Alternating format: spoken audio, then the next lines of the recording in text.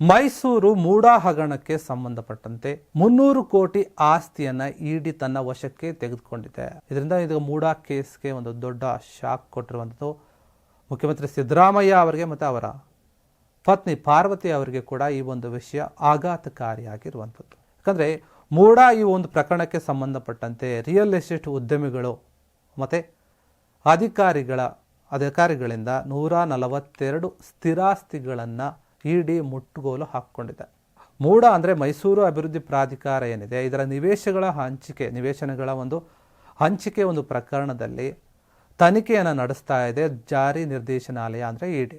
Real estate ಉದ್ಯಮಿಗಳೇನಿದ್ದಾರೆ ಮತ್ತು ಅದಕ್ಕೆ ಸಂಬಂಧಪಟ್ಟಂಥ ಮೂಡಾಗೆ ಸಂಬಂಧಪಟ್ಟ ಅಧಿಕಾರಿಗಳೇನಿದ್ದಾರೆ ಅವರಿಗೆ ಸೇರಿರುವಂಥದ್ದು ಅಂದರೆ ಸ್ಥಿರಾಸ್ತಿಗಳು 3 ಕೋಟಿ ಮೌಲ್ಯದ ಆಸ್ತಿಗಳನ್ನು ಈಗ ತೆಗೆದುಕೊಂಡು ಅನ್ನದೇ ತನಿಖೆಯ ಒಂದು ಸಮಯದಲ್ಲಿ ಅವರಿಗೆ ತಿಳಿದಿದೆ.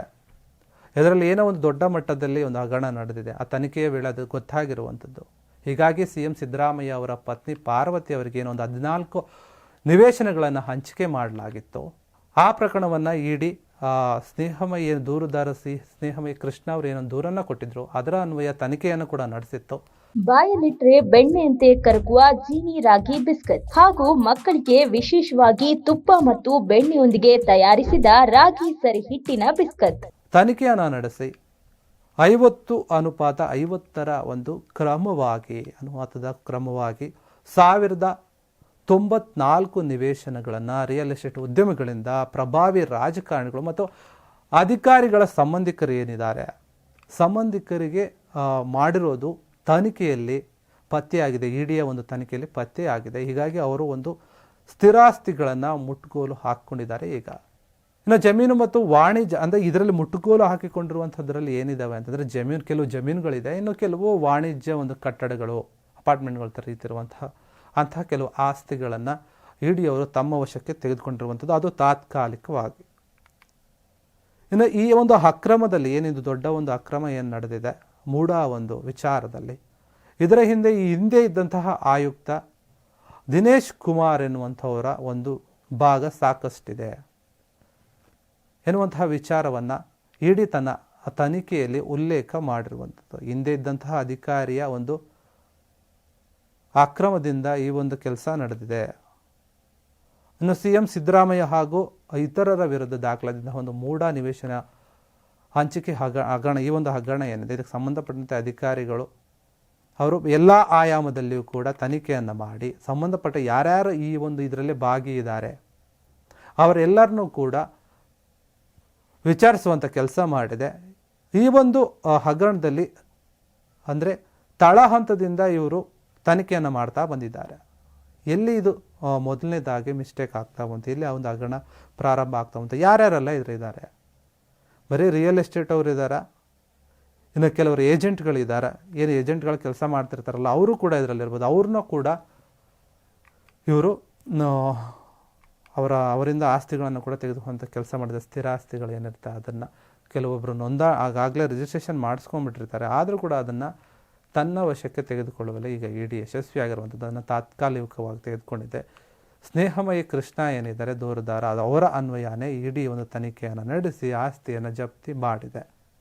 ಇನ್ನು ಜಾರಿ ನಿರ್ದೇಶನಾಲಯ ಏನಿದೆ ಅದರ ಒಂದು ಅನ್ವಯ ಅಂದರೆ 2002ರ ಒಂದು ಹಣ ಅಕ್ರಮ ವರ್ಗಾವಣೆ ತಡೆ ಕಾಯ್ದೆಯ ಒಂದು ನಿರ್ಬಂಧಗಳ ಅಡಿಯಲ್ಲಿ ಈ ಒಂದು 300 ಕೋಟಿಯ ಒಂದು ಸ್ಥಿರಾಸ್ತಿಗಳನ್ನು 300 ಕೋಟಿ ಮೌಲ್ಯದ ಸ್ಥಿರಾಸ್ತಿಗಳನ್ನು ತನ್ನ ವಶಕ್ಕೆ ತೆಗೆದುಕೊಂಡಿದೆ. ಸುಮಾರು ಇದರಲ್ಲಿ 142 ಸ್ಥಿರಾಸ್ತಿಗಳು ಇದೆ. ತಾತ್ಕಾಲಿಕವಾಗಿ ಏನು ತೆಗೆದುಕೊಂಡಿದ್ದಾರೆ ಇವರು 142 ಇರುವಂಥದ್ದು. ಹೀಗಾಗಿ ಇದರಲ್ಲಿ ಯಾರ್ಯಾರ ಎಲ್ಲ ಕೈವಾಡ ಇದೆ, ಯಾವ ರೀತಿಯಾಗಿ ಇದು ನಡೆದಿದೆ ಎನ್ನುವಂಥ ಎಲ್ಲ ಆಯಾಮದಲ್ಲಿ ಇವರು ವಿಚಾರಣೆಯನ್ನು ಮಾಡ್ತಾ ಇದ್ದಾರೆ. ಇನ್ನು ಯಾವುದೇ ಕ್ಷಣದಲ್ಲಿಯೂ ಕೂಡ CM ಸಿದ್ದರಾಮಯ್ಯ ಅವರಿಗೆ ಮತ್ತು ಅವರ ಪತ್ನಿ ಪಾರ್ವತಿ ಅವರಿಗೆ ಇಡಿ ನೋಟಿಸ್ ಕಳಿಸುವಂತಹ ಒಂದು ಸಾಧ್ಯತೆ ಕೂಡ ಇದೆ. ಯಾಕಂದರೆ ಇದರಿಂದ ಇವರಿಗೆ ಮತ್ತಷ್ಟು ತಲೆನೋವು ಹೆಚ್ಚಾಗುತ್ತೆ. ಈಗ ಇಷ್ಟು ದೊಡ್ಡ ಪ್ರಮಾಣದ ಒಂದು ಸ್ಥಿರಾಸ್ತಿಗಳನ್ನು ಇವರು ವಶಕ್ಕೆ ತೆಗೆದುಕೊಂಡು ಈಗ ತನಿಖೆ ನಡೆಸ್ತಾ ಇದ್ದಾರೆ. ಇದ್ರ ಬಗ್ಗೆನೂ ಕೂಡ ಕೆಲವೊಂದು ಕ್ವೆಶನ್ ಬರುತ್ತೆ, ಯಾವ ರೀತಿಯಾಗಿ ಬಂತು, ಏನು, ಯಾಕೆ ಅಂತ. ಇದ್ರ ಬಗ್ಗೆ ಕೂಡ ತನಿಖೆ ಮಾಡ್ತಾರೆ. ಮತ್ತೆ ನೋಟಿಸ್ ಕೊಡುವಂತಹ ಎಲ್ಲ ಅವಕಾಶಗಳು ಕೂಡ ಇದೆ CM ಸಿದ್ದರಾಮಯ್ಯ ಅವರಿಗೆ ಮತ್ತು ಅವರ ಪತ್ನಿ ಪಾರ್ವತಿ ಅವರಿಗೆ. ಹೀಗಾಗಿ ಈ ಒಂದು ವಿಚಾರ ಈಗ ಕೂಡ ರಾಜ್ಯದಲ್ಲಿ ಮತ್ತೆ ಸದ್ದು ಮಾಡ್ತಾ ಇದೆ. ಕೆಲವೊಂದು ವಿಪಕ್ಷ ನಾಯಕರಿಗೆ ಇದು ಮತ್ತೆ ಕೂಡ ಅಸ್ತ್ರವಾಗಿ ಉಪಯೋಗ ಆಗ್ತಾ ಇದೆ. ಆದರೆ ಕೆಲವು ಕಾಂಗ್ರೆಸ್ ನಾಯಕರು ಹೇಳ್ತಾರೆ ಸಿದ್ದರಾಮಯ್ಯ ಅವರಾಗಲಿ ಅಥವಾ ಅವರ ಪತ್ನಿ ಆಗಲಿ ಯಾವುದೇ ರೀತಿಯಾಗಿ ಒಂದು ಅಕ್ರಮವನ್ನು ಮಾಡಿಲ್ಲ. ಅವರು ಮೊದಲಿಂದನೂ ಅದನ್ನೇ ಹೇಳ್ತಾ ಇದ್ದಾರೆ, ನಾವು ಹೇಳ್ತಾ ಇದ್ವಿ ಅವರು ಏನು ಮಾಡಿಲ್ಲ ಅಂತ. ಆದರೆ ಕೆಲವು BJP ನಾಯಕರು ಇರ್ಬೋದು, ವಿಪಕ್ಷ ನಾಯಕರು ಏನಿದ್ದಾರೆ ಅವರು ಹೇಳ್ತಾರೆ ಹಗರಣ ಮಾಡಿರೋದ್ರಿಂದನೇ ಇದು ದೊಡ್ಡ ಮಟ್ಟದಲ್ಲಿ ಚರ್ಚೆ ಆಗ್ತಿರುವಂಥದ್ದು, ಪದೇ ಪದೇ ಸದ್ದಾಗ್ತಾ ಇರುವಂಥದ್ದು ಅಂತ. ಹೀಗಾಗಿ ಈ ಒಂದು ವಿಚಾರದಲ್ಲಿ ಈ ಒಂದು ಹಗರಣದ ವಿರುದ್ಧ ಲೋಕಾಯುಕ್ತ ಮತ್ತು ಪೊಲೀಸರು ಏನಿದ್ದಾರೆ ಭ್ರಷ್ಟಾಚಾರ ಕಾಯ್ದೆ ಏನಿದೆ ಅದರ ಅಡಿ ಪ್ರಕರಣವನ್ನು ದಾಖಲೆ ತನಿಖೆಯನ್ನು ನಡೆಸಿ ಇದೇ ವೇಳೆ ಮತ್ತೆ ಅವರನ್ನು ವಿಚಾರಣೆ ಕರೆಯುವಂತಹ ಎಲ್ಲ ಸಾಧ್ಯತೆ ಇದೆ. ಮುಡಾ ಸ್ವಾಧೀನಪಡಿಸಿಕೊಂಡಿದ್ದ ಏನು ಆಸ್ತಿಗಳಿದ್ವು ಅಂದರೆ ಸಿದ್ದರಾಮಯ್ಯ ಅವರ ಒಂದು ಪತ್ನಿಯವರಿಂದ 3 ಎಕರೆ 16 ಕುಂಟೆ ಭೂಮಿಗೆ ಬದಲಾಗಿ ಪಾರ್ವತಿ ಅವರಿಗೆ ಕೊಟ್ಟಿರ್ತಾರೆ 14 ನಿವೇಶನಗಳನ್ನು. ಆದರೆ ಪಾರ್ವತಿ ಅವರ ಸಹೋದರ ಹೇಳ್ತಾರೆ ಮಲ್ಲಿಕಾರ್ಜುನ್ ಅವರು 3-4 ಲಕ್ಷ ಮೌಲ್ಯದ ಏನಿದೆ ಒಂದು ಆಸ್ತಿಗಳನ್ನ ತೆಗೆದುಕೊಂಡು ಇವರು 14 ನಿವೇಶನಗಳನ್ನು ಏನು ಕೊಟ್ಟಿದ್ದಾರೆ, ಇದರ ಒಂದು ಮೌಲ್ಯ 56 ಕೋಟಿ ರೂಪಾಯಿ ಆಗುತ್ತೆ. ಇದೇ ರೀತಿಯಾಗಿ ರಿಯಲ್ ಎಸ್ಟೇಟ್ ಉದ್ಯಮಿಗಳು ಕೂಡ ಕಡಿಮೆ ಒಂದು ಪ್ರಮಾಣದಲ್ಲಿ ಕಡಿಮೆ ಒಂದು ಬೆಲೆಯಲ್ಲಿ ಕೊಟ್ಟು ಲಾಭವನ್ನು ಪಡೆದುಕೊಳ್ಳುವಂಥ ಕೆಲಸವನ್ನು ಮಾಡಿದ್ದಾರೆ ಅಂತ ಅವರು ಕೂಡ ಅವರ ಒಂದು ವಿರುದ್ಧ ಮಾತುಗಳನ್ನು ಕೂಡ ಆಡಿದರು. ಏನು 14 ನಿವೇಶನ ಪರಿಹಾರವಾಗಿ ಏನು ಕೊಟ್ಟಿತ್ತು ಮೂಡ, ಸಿದ್ದರಾಮಯ್ಯ ಅವರು ತಮ್ಮ ರಾಜಕೀಯ ಪ್ರಭಾವದಿಂದ ಈ ರೀತಿಯಾಗಿ ತೆಗೆದುಕೊಳ್ಳುವಲ್ಲಿ ಯಶಸ್ವಿಯಾಗಿದ್ದಾರೆ, ಅವರ ಒಂದು ಪ್ರಭಾವವನ್ನು ಬಳಸಿದ್ದಾರೆ ಎನ್ನುವಂಥ ಆರೋಪ ಕೇಳಿ ಬಂದಿತ್ತು. ಈಗ ಅದೇ ವಿಚಾರವಾಗಿ ಮತ್ತೆ ಪದೇ ಪದೇ ಈ ಒಂದು ವಿಚಾರದಲ್ಲಿ ಅವರನ್ನು ತನಿಖೆ ಕರೆಯುವಂಥ ಕೆಲಸ ಆಗ್ತಾ ಇದೆ. ಇಡಿ ಅವರು BM ಪಾರ್ವತಿ ಅವರಿಗೆ ಏನು ಸೇರಿದ್ವಲ್ಲ ಅದರ ವಿಚಾರವಾಗಿ ನಿವೇಶನಗಳನ್ನೇನು ಕೊಟ್ಟಿದ್ರಲ್ಲ, ಈ ನಿವೇಶನಗಳ ಒಂದು ಹಂಚಿಕೆಯಲ್ಲಿ ಮುಖ್ಯವಾಗಿ ಮಾಜಿ ಮೂಡಾ ಆಯುಕ್ತ DB ನಟೇಶ್ ಕುಮಾರ್ ಅವರ ಪಾತ್ರ ಮುಖ್ಯವಾಗಿದೆ ಅಂತ ಇಡಿ ಅವರ ಒಂದು ತನಿಖೆಯಲ್ಲಿ ವಿವರಣೆಯನ್ನು ನೀಡಿದೆ. ಹೀಗಾಗಿ ಈ ಒಂದು ಮೂಡಾ ಕೇಸ್ಗೆ ಸಂಬಂಧಪಟ್ಟಂತೆ ಮತ್ತಷ್ಟು ಬಿಕ್ಕಟ್ಟು ಆಗ್ತಾ ಇರುವಂಥದ್ದು CM ಸಿದ್ದರಾಮಯ್ಯ ಅವರಿಗೆ. ಈ ಒಂದು ಹಗರಣದ ತನಿಖೆ ನಡೆಸುವಂಥ ಎಲ್ಲ ಸಾಧ್ಯತೆ ಇದೆ, ನೋಟಿಸ್ ಹೋಗುವಂಥ ಸಾಧ್ಯತೆ ಕೂಡ ಇದೆ.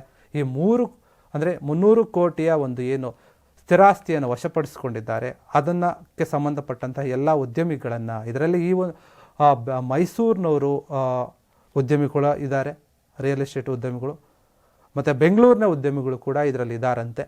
ಅವರನ್ನು ಕೂಡ ತನಿಖೆ ನಡೆಸುತ್ತಾ ಅವರಿಂದ ಕೂಡ ಈಗ ಸ್ಥಿರಾಸ್ತಿಗಳನ್ನು ತೆಗೆದುಕೊಂಡಿರುವಂಥದ್ದು ಇಡಿ. ಹೀಗಾಗಿ ಎಲ್ಲ ಪುರಾವೆಗಳನ್ನು ತನ್ನ ವಶಕ್ಕೆ ತೆಗೆದುಕೊಂಡು ಯಾವ ರೀತಿಯಾದ ಒಂದು ಅಕ್ರಮ ಹಣ ಅಂದರೆ ಅಕ್ರಮ ಒಂದು ಏನು ನಿವೇಶನಗಳ ಹಂಚಿಕೆ ಆಗಿದೆ, ಯಾರ್ಯಾರ ಮತ್ತು ಅಧಿಕಾರಿಗಳು, ಕೆಲವೊಂದು ಮೂಡಾ ಇಲಾಖೆಯಲ್ಲಿರುವಂಥ ಅಧಿಕಾರಿಗಳಿಗೆ ಅವರ ಸಂಬಂಧಪಟ್ಟಂಥ ಒಂದು ಸಂಬಂಧಿಕರಿಗೆ ನಿವೇಶನಗಳು ಕೂಡ ಹೋಗಿದೆ.